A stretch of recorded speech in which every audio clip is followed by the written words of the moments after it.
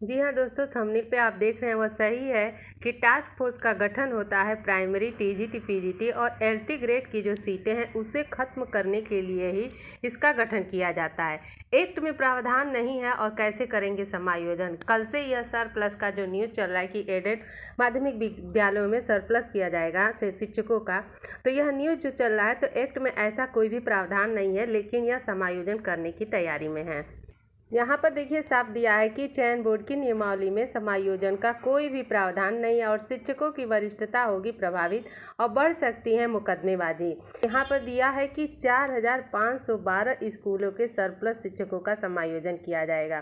प्रयागराज प्रदेश के 4,512 सहायता प्राप्त माध्यमिक विद्यालयों के समायोजन का आदेश जारी होने के साथ ही इसके अनुपालन को लेकर सवाल खड़े होने लगे हैं। शिक्षक नेता इसका विरोध भी कर रहे हैं। इस आदेश के अनुपालन में सबसे बड़ा बाधक बन सकता है इंटरमीडिएट शिक्षा अधिनियम 1921। इस अधिनियम में समायोजन का प्रावधान नहीं है। तो अधिनियम है 1921, उसमें ऐसा कोई भी प्रावधान नहीं है।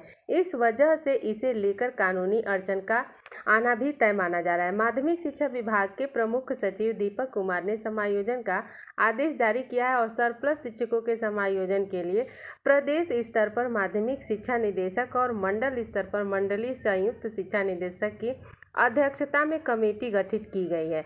आदेश में 1976 के शासनादेश को आधार बनाया गया है। सेवाएं इंटरमीडिएट शिक्षा अधिनियम 1921 से नियंत्रित होती हैं। एक और बड़ी अड़चन यह है कि एडेड कॉलेज में संस्था ही चयन की इकाई होती है और चयन तिथि से ही वरिष्ठता तिथि भी निर्धारित की जाती है। प्रमुख बात यह है कि 27 सितंबर 19 को टास्क फोर्स गठित करते हुए सभी एडेड कॉलेजों में छात्र संख्या के अनुसार अध्यापकों की जनशक्ति निर्धारित कराई गई। सरप्लस होने के कारण ही जुलाई 2019 में ऑनलाइन अधियाचन में माध्यमिक शिक्षा सेवा चयन बोर्ड को भेजे गए शिक्षकों के लगभग 39,000 पदों में से केवल 15,000 पदों पर विज्ञापन और चयन किया गया, जो पिछले साल हुआ है। सोचिए 39,000 पदों पे अधियाचन ऑनलाइन आया था बोर्ड के पास, लेकिन अगर 15,000 ही सीटों पर भर्ती हुई तो ये सीटें कहाँ। 24,000 पदों को सीज कर दिया गया, तो फिर 3 साल में ही समायोजन करने की नौबत क्यों आ गई। तो इन्होंने देखिए, तो इनका मंशा साफ है कि स्कूलों में टीचर नहीं रहेंगे तो विद्यालय को 4 विद्यालय को मिलाकर एक विद्यालय बना देंगे और इसमें से टीचर उसमें देंगे, लेकिन ये टीचरों की भर्ती नहीं करेंगे। भर्ती को लेकर सरकार की जो मंशा है वह बहुत ही साफ है कि किसी भी तरह के टास्क फोर्स का गठन कर दिया जाए और बता दिया जाए कि अब इसमें यहाँ जगह खाली नहीं है, पद नहीं खाली है। बिहार देख ले सरकार, झारखंड देख ले, राजस्थान, हरियाणा देख ले कि यहाँ पे कितने शिक्षकों की भर्तियां निकल रही है। 2 लाख लगभग शिक्षकों की भर्ती होने जा रही है बिहार। चाइल्ड भी लागू हो गया है, हमारे यूपी के लोग वहाँ पे फॉर्म नहीं डाल सकते, लेकिन यहाँ पे 4,000 पदों पे भर्ती टीजीटी की निकलती है, 7,000 एलटी ग्रेड की निकलेगी, तो पूरे भारत के लोग इसमें आवेदन करेंगे और हमारे राज्य के कम लोग होंगे, बाहरी राज्यों के ही ज़्यादा होंगे। झारखंड में देखिए हाई स्कूल और इंटरमीडिएट जो वहाँ से किया रहेगा वहीं के लोग वहाँ पे आवेदन करेंगे। ज़्यादातर जो राज्य हैं उसमें ईडब्ल्यूएस के जो अभ्यर्थी हैं उनको उम्र सीमा में भी छूट दे दी गई है, लेकिन यहाँ पे नहीं। यहाँ पे उम्र सीमा में भी छूट के लिए छात्र चिल्लाते रह गए, लेकिन अभी तक छूट का कोई भी अता पता नहीं है। तो सरकार की साफ मंशा है कि प्राइमरी में, टीजीटी, पीजीटी में या एलटी ग्रेड में बिल्कुल थोड़े से ही पदों पे भर्ती निकाली जाए और उसी में छात्र खुश हो जाए। तो इसके लिए बहुत बड़ा जन आंदोलन सभी छात्रों को मिलकर करना होगा, तभी जाके उनको ज़्यादा सीटों पर भर्ती देखने को मिलेगी। अभी एलटी ग्रेड शिक्षक भर्ती में 12,000 पदों पर भर्ती की तैयारी कर रहा था निदेशालय, फिर 2 दिन बाद न्यूज आता है कि यह 7,000 पद हो गए, जिसमें 2,000 प्रवक्ता और 5,000 सिर्फ सहायक अध्यापक हो। तो इस तरह एक एक दिन के अंतराल पर जो है सरकार सीटों को कम कर रहा है। तो इसके लिए छात्रों को एकजुट होना होगा, एकजुट होने के बाद ही कोई बड़ा आंदोलन करना पड़ेगा, तभी जाके विज्ञापन आपको ज़्यादा पदों पर देखने को मिलेगा। बिहार में देखिए छात्रों ने आंदोलन किया, अभी पिछले साल की बहाली प्रक्रिया अभी पूरी हुई है और फिर इस साल भी नया बहाली प्रक्रिया होने जा रहा है।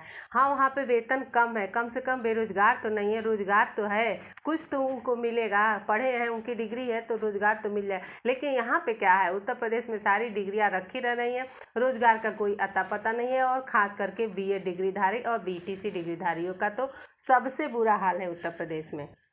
एक प्रमुख न्यूज़ निकल कर आ रही है जूनियर एडेड शिक्षक भर्ती में कि अब उसमें भी नियुक्ति की प्रक्रिया जो है वह शुरू होने के पूरे चांस है। एक विज्ञप्ति जारी की गई है। प्रेषक है शिक्षा निदेशक उत्तर प्रदेश, शिक्षा सामान्य बेसिक अनुभाग प्रयागराज। सेवा में समस्त जिला बेसिक शिक्षा अधिकारी। यहाँ पे विषय दिया है अशासकीय सहायता प्राप्त जूनियर हाई स्कूल में प्रधानाध्यापक और सहायक अध्यापक के रिक्त पदों पर प्रेषित किया गया आपके द्वारा अधियाचन का विषयवार संख्यात्मक विवरण उपलब्ध कराए जाने के संबंध में। रिक्त विषयक अशासकीय सहायता प्राप्त जूनियर हाई स्कूल प्रधानाध्यापक एवं सहायक अध्यापक के रिक्त पदों के संबंध में आप द्वारा पूर्व में अधोहस्ताक्षरित कार्यालय को अधियाचन प्रेषित किया गया था, जिसमें कतिपय जनपदों द्वारा विषयवार भाषा विज्ञान और सामाजिक विज्ञान रिक्ति का स्पष्ट विवरण उल्लिखित नहीं किया गया है, जिससे कि कठिनाई उत्पन्न हो रही है। तो जो रिक्ति है उसका स्पष्ट विवरण नहीं हुआ है, इसी के कारण यह नोटिस जारी किया गया है। आपको निर्देशित किया जाता है कि अशासकीय सहायता प्राप्त जूनियर हाई स्कूल में प्रधानाध्यापक एवं सहायक अध्यापक के तत्समय प्रेषित किए गए रिक्त पदों का संख्यात्मक विवरण निम्नलिखित प्रारूप पर, तो ये जो प्रारूप दिया गया है इसी प्रारूप पर ईमेल आईडी पर दिनांक 26/9/2022 तक, इसी महीने 26 तारीख तक प्रत्येक दशा में अधोहस्ताक्षरित कार्यालय को सॉफ्ट एवं हार्ड कॉपी में उपलब्ध कराना सुनिश्चित करें। सूचना प्रेषित किए जाने में किसी भी प्रकार की शिथिलता कदापि क्षम्य नहीं होगा तथा संबंधित का उत्तरदायित्व भी निर्धारित किया जाएगा। तो इस तरह से 26 तारीख आखिरी डेट है ये पूरी सूचना इस प्रारूप पर देने के लिए। तो अब जूनियर एडेड शिक्षक भर्ती की जो आगे की प्रक्रिया है वह शुरू होने की पूरी उम्मीद दिख रही है, लेकिन जो छात्र गए थे पीएनपी में अपने ओएमआर सीट को लेकर अब उसमें किसी भी तरह का सुधार होने की इस तरह गुंजाइश नज़र नहीं आ रही है, क्योंकि अब जो नियुक्ति प्रक्रिया है पूरी तरह से आगे बढ़ती हुई दिखाई दे रही है। तो दोस्तों हमारा यह आज का वीडियो आपको कैसा लगा कमेंट करके जरूर बताएं, और हमारे चैनल को अभी तक सब्सक्राइब नहीं किया है तो प्लीज़ हमारे चैनल को जरूर सब्सक्राइब करें।